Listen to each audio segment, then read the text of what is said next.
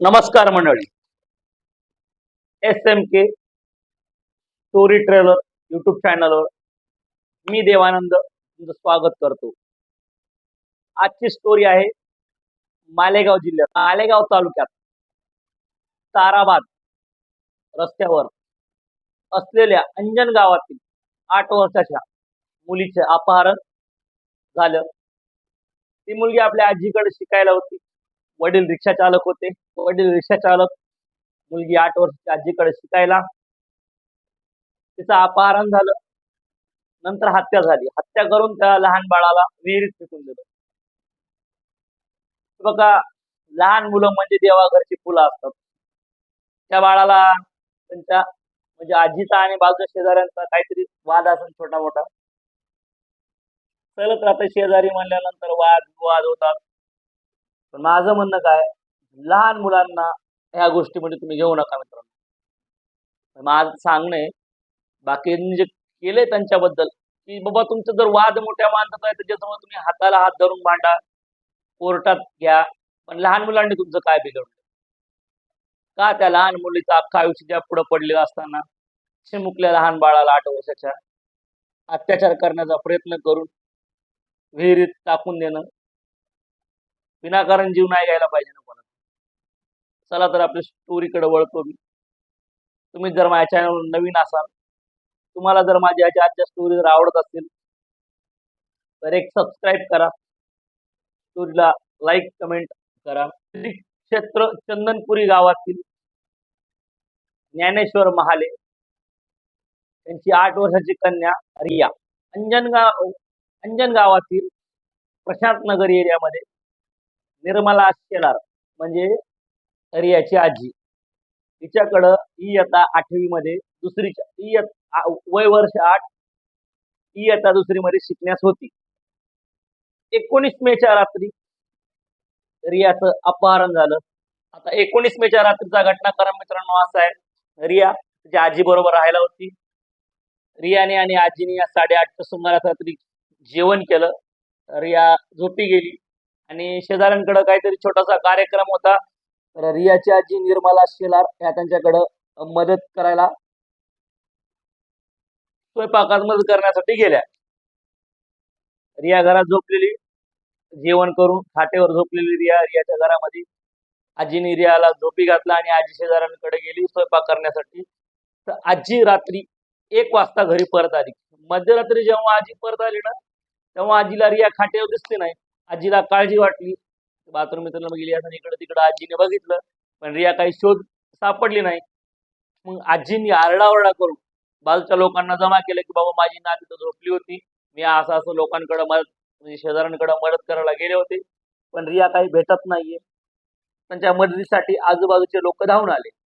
शेजारी शेजाऱ्याच्या कामी येतो मित्रांनो. आपले पाहुणे जर आता आपण जर म्हणजे छोटंसं उदाहरण म्हणजे सध्या आपल्या बाजूला आपले शेजारी आहेत, आपल्या घरात कोण नाही, आपल्याला इमर्जन्सी आली, काय मोठा प्रॉब्लेम आला, तर आपले नातेवाईकांच्या अगोदर आपल्या मदतीला धावून येणार कोण? आपल्या जी घराच्या बाजूला होते 2 मिनिटाच्या अंतरावर, 1 मिनिटाच्या अंतरावर, 5 मिनिटाच्या अंतरावर. शेजार धर्म हा प्रत्येक जण निभावतो. पण काही माणसांना शेजार एवढा इब्लीस भेटतो. इब्लीस शब्द तुम्हाला कळत असेल तर खडूस, दलिंदर, एकूण एखादं चांगलं पटत नाही, किरकिर, भांडण, राडा-रोडा, त्यांचा म्हणजे शब्द आडवा जात नाही की त्याचे भांडण होतात. पण काही शेजारी खूप चांगले, एकूण एकाला जीव लावतात, अडीअडचणीला धावून येतात.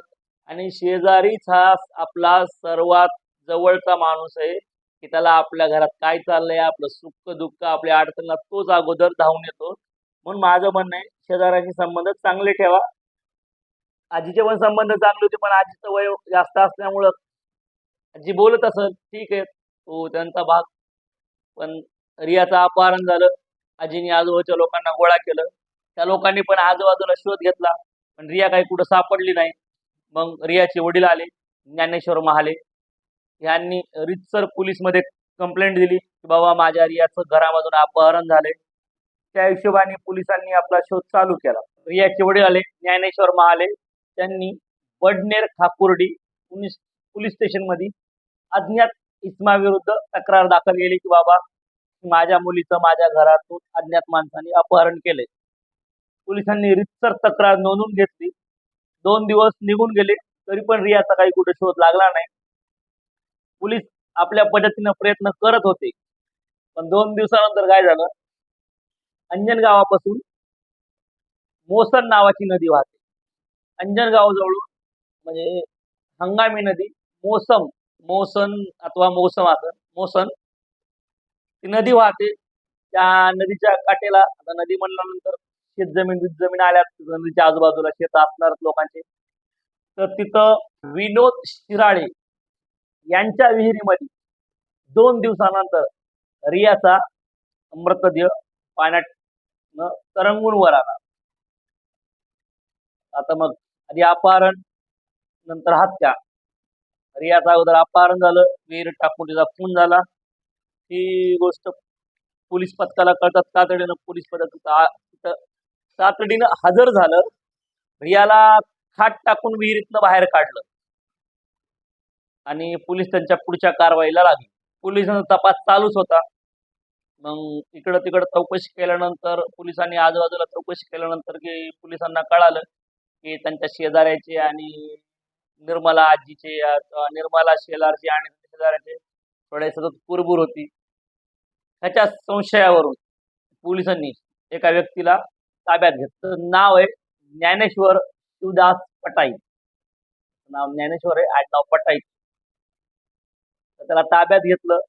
त्याला उचलल्यानंतर पोलिसांनी विचारपूस केली आणि सुरुवातीला उडवाउडवीची उत्तर दिली. आता प्रत्येक गुन्हेगार हा पोलिसाकडे गेल्या उडवाउडवीची उत्तर देतो, पण पोलिसाला माहित आहे तोंड बघितलं की ते सांगतात त्यानं गुन्हा केलाय नाही केलाय.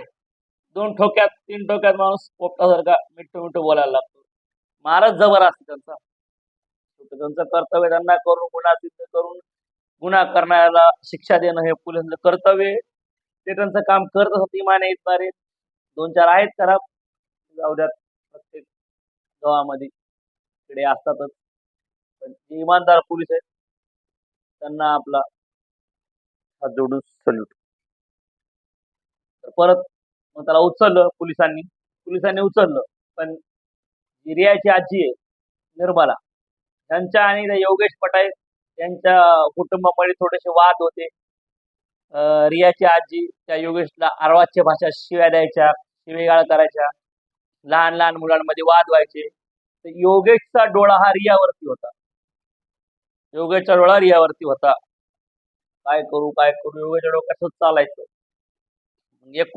19 मेच्या रात्री योगेशला मोका मिळाला, कारण की आजी गेली शेजाऱ्यांकडे स्वयंपाक करायला. रिया एकटी होती झोपलेली खाटेवर. त्या मोक्याचा घेतला फायदा योगेशनी 19 मेच्या रात्री. आणि योगेशने त्या सोबतीला अजून एक मित्र घेतला. त्याचं नाव आहे बघा निलेश उर्फ रवी पवार, राहणार अंजनगाव, म्हणजे त्याच गावातला. योगेशच्या आजूबाजूला कुठे राहत असं. त्याने त्याला बोलून घेतलं. त्या 2 जणांनी रिया झोपलेली असताना रियाचं अपहरण केलं. तिला मोसात नदीच्या काठेला घेऊन गेले, नदी किनारी. त्यांनी तिच्यावर अत्याचार करायचा प्रयत्न केला. जेव्हा योगेशनी आणि योगेशच्या मित्रांनी रियाला उचलून नदीच्या काठी नेलं, त्याच्या मनात पापी विचार आले आणि त्यांनी रियावर अत्याचार करण्याचा प्रयत्न केला. पण रियाने आरडाओरडा केला. रिया ओरडल्यामुळे घाबरून त्यांनी काय केलं, रियाला उचललं आणि विहिरीत शिरोळ्या यांच्या विहिरीत टाकून दिलं. रियाच्या नाकात तोंडात पाणी जाऊन त्याची मुकलीचा बिचारीचा जीव गेला. तुम्ही सांगा मला मित्रांनो, परत मी तिथंच आलोय. वाद त्या योगेशचा आहे त्यांच्या घरच्यांसोबत. ती आजी त्याला अर्वाच्य भाषेत बोलतेय. त्या बिचाऱ्या छोट्या पिल्लूचा काय दोष? का असं वागावं? का दुश्मनासोबत पण असं वागायला नाही पाहिजे. चला परत विनाश काले विपरीत बुद्धी. विनाश आला होता आता योगेशचा, रवीचा. अगोदर अपहरणाचा गुन्हा होता, घरातून गायब झाली, बाबा भेटत नाही. नंतर जेव्हा त्या पिल्लूचा छोट्याशा मृतदेह सापडला रियाचा, मग तेव्हा अपहरणाची केस, अपहरण करून खून करण्यात झाली. त्या दोघांना तर जेल झाली. महाराष्ट्र शासन, न्यायपालिका त्यांना जी सजा देईल ती सजा देईल. पण या बिचाऱ्या हसत्या गेल्या लेकराचा बिचाऱ्या हसत्या खेळत्या लेकराचं आयुष्य संपलं ना. पप्पाला त्याची मुलगी नाही राहिली, आईला त्याची मुलगी नाही राहिली, आजीला नात नाही राहिली. संपूर्ण गाव या गोष्टीची हळहळ व्यक्त करतं सध्या आणि मला पण वाईट वाटतं. असं कधी कुठल्याही बालकासोबत नाही झालं पाहिजे मित्रांनो. काळजी घ्या. आपल्या आजूबाजूच्या लोकांशी व्यवस्थित राहा. कोणाशी वाद करू नका. काही जरी वाद असतील तर संमतीनं प्रेमाने उठून बसून चार चौघ चार पंच जमा करून वाद मिटवण्याचा प्रयत्न करा मित्रांनो. परत तुम्हाला मी भेटल अशाच एखाद्या नवीन स्टोरीमध्ये. जर तुम्ही आतापर्यंत माझ्यासोबत असाल, लास्ट पर्यंत तुम्ही जर व्हिडिओ बघत असाल तर प्लीज चॅनलला सबस्क्राईब करा, व्हिडिओला लाईक करा आणि तुमचं जे काही मन असेल कमेंट करा. विशेष व्हिडिओ जर तुम्हाला आवडत असेल तर. आणि नवीन नवीन व्हिडिओसाठी ऑलच्या बटनवर क्लिक करा. जय हिंद, जय महाराष्ट्र.